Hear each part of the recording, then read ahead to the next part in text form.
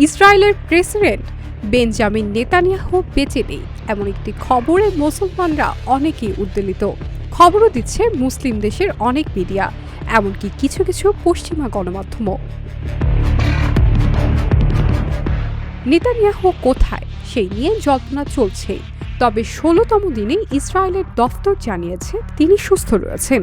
X হ্যান্ডেলে coffee পানের video post করে খোদ নেতানিয়াহু মজা করে বলছেন, আমি মৃত।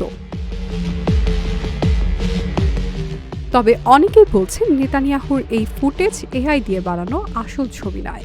ভিডিওটি প্রকাশ্যে আসার পরই বিভিন্ন সূত্রে দাবি করা হচ্ছে নেতানিয়াহুর ডান হাতে ৬টি আঙ্গুল রয়েছে, কিন্তু ১৩ মার্চ যে ভিডিও প্রকাশিত হয়েছে সেখানে তার ডান হাতে ৬টি আঙ্গুল দেখা যায়নি।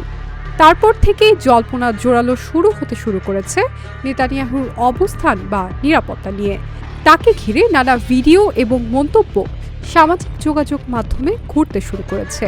সামাজিক যোগাযোগ মাধ্যমে এটাও দাবি করা হচ্ছে ইরানের হামলায় নেতানিয়াহু নিহত হয়েছেন, যদিও এই সব দাবির সত্যতা নিয়ে নানা প্রশ্ন উঠেছে।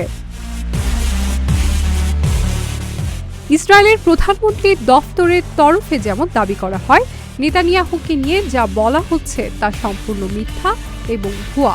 আর এর মধ্যে ইরান বলছে ইসরায়েলের প্রেসিডেন্ট বেঞ্জামিন নেতানিয়াহু বেঁচে থাকলে তাকে খুঁজে বের করে মারা হবে। রোববার বিবৃতি দিয়ে এমনটাই জানিয়েছে ইরানের রেভলিউশনারি গার্ড কোর IRGC। אתה רוצה לספור את מספר האצבעות? אתה יכול להראות לנו? פה. ראית? יפה מאוד.